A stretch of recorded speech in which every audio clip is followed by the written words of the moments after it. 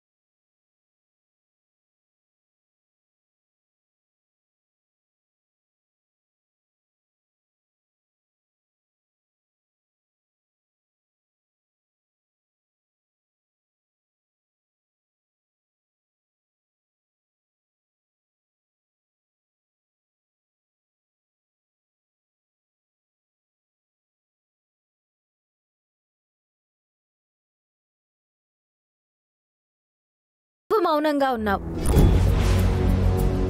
నీ మౌనాన్ని అర్థం చేసుకుని నాన్న చెప్పినట్టు విందామనుకున్నాను. అప్పుడొచ్చి నువ్వు ప్రేమిస్తున్నావని చెప్పావు. ఇదేంటి? ఏం చేస్తున్నారు అసలు వీళ్ళు? ఏం చెప్పాలనుకుంటున్నారు? అప్పుడు నేను మాట్లాడలేని పరిస్థితిలో ఉన్నాను.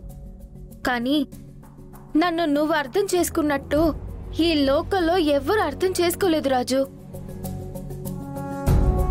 నేనెప్పుడూ అనుకునేదాన్ని, పెళ్ళంటూ చేసుకుంటే నీలాంటి వాడినే పెళ్లి చేసుకోవాలని.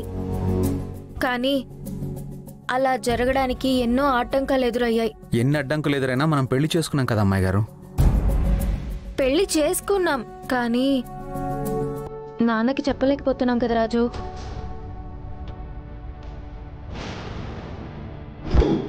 అదేంటి పెళ్లి మ్యాటర్ వీళ్ళు బయట పెట్టారు? నేను చెప్పే కన్నా ముందే వీళ్ళే బయట పెడుతున్నారా? నాన్నకు చెప్పేద్దాం రాజు. వద్దమ్మాయి గారు, పెద్దయ్య గారు బాధపడితే మనం బతుకున్న శవాలు లెక్క. మనం ఏం చేసినా పెద్దయ్య గారిని ఒప్పించే చేసుకోవాలి. అయితే ఇప్పుడు ఒప్పిద్దాం రాజు, మనం ఏ తప్పు చేయలేదు కదా. సరే అమ్మాయి గారు, పెద్దయ్య గారికి నిజం చెప్పేద్దాం. Sorry for the disturbance. మీ కథకి ఓ ఫాదర్ ఉంటే తప్ప కథ సుఖాంతం అయ్యేలా లేదు. సూర్యప్రతాప్ గారు, ఏమనుకోకపోతే ఈ కథలో ఫాదర్ లాగా మీరు యాక్ట్ చేయగలరా? చేయాలి చేయాలి చేయాలి.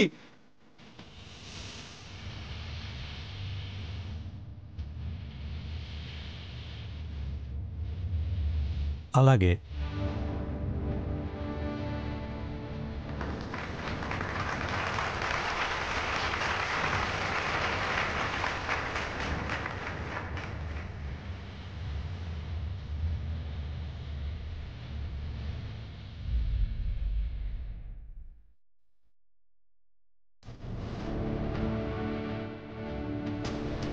పెద్దయ్య,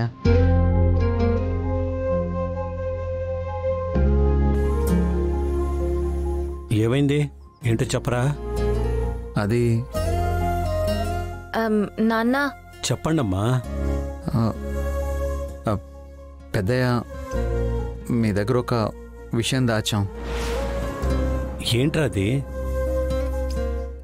నేను అమ్మాయి గారు.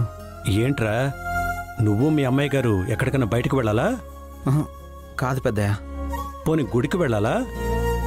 గుడికి వెళ్ళొచ్చాం పెద్దయ్య. మరి ఇంకేంట్రా? అదే గుళ్ళో పెళ్లి చేసుకున్నాం పెద్దయ్య.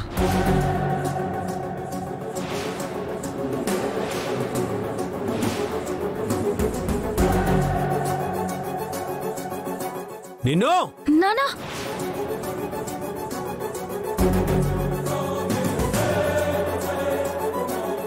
రాజునేమనొద్దు. రాజు మంచోడు నాన్న. రూపా, వీడు చేసింది తప్పు, నమ్మక ద్రోహం.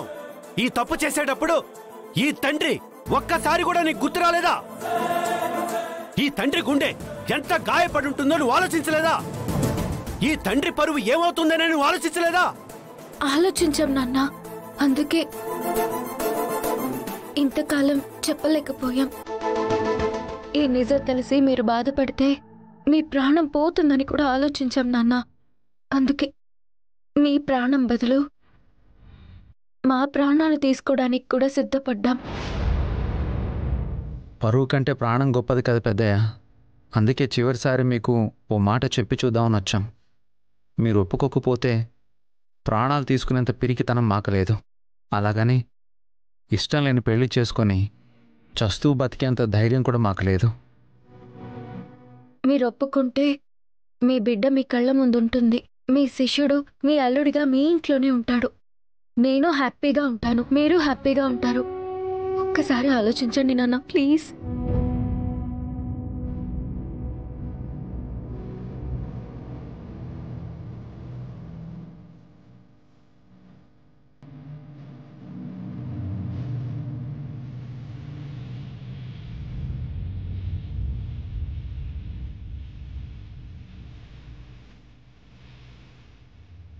సారీ అమ్మా రూపా.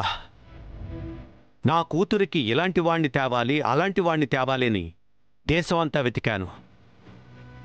కానీ బంగారం లాంటి రాజు మన ఇంట్లో ఉన్నా నేను గుర్తించలేకపోయాను.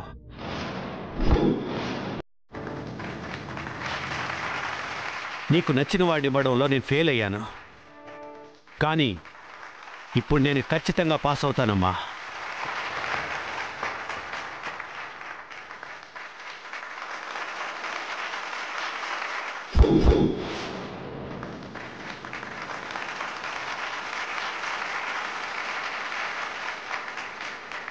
Super story. హ్యాపీ ఎండింగ్ ఉన్న ఏ కథైనా అమ్మ చేతి వంటలా హాయిగా ఉంటుంది. మరి ఈ పర్ఫార్మెన్స్ గురించి జడ్జెస్ ఏమనుకుంటున్నారో తెలుసుకుందాం. ముందుగా రాశి గారు. రాజు ప్రేమను చూస్తుంటే నేను టీనేజ్లో ఉన్నప్పుడు ఇలాంటి ప్రేమ నాకెందుకు దొరకలేదా అనిపిస్తోంది. రాజు అంత గొప్పగా ప్రేమిస్తున్నాడు.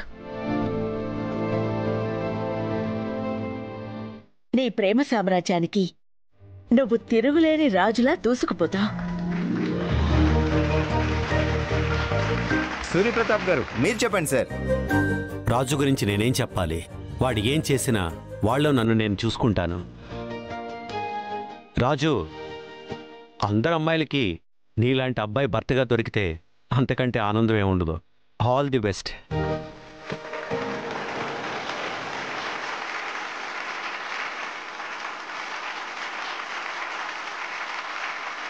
అయినా అమ్మ కొడుకులు ఇద్దరు కలిసి ఖాళీగా నా ఇంట్లో పడి దున్నపోతుల ఒళ్ళు పెంచకపోతే ఏదైనా పని పాటు చేసుకోవచ్చు కదా.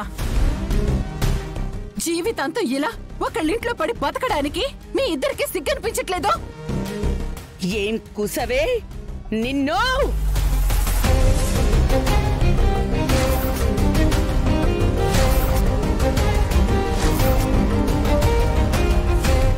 నరికేస్తాను. జీ5 యాప్ డౌన్లోడ్ చేసి అన్ని ఎపిసోడ్స్ పూర్తి ఉచితంగా చూడండి.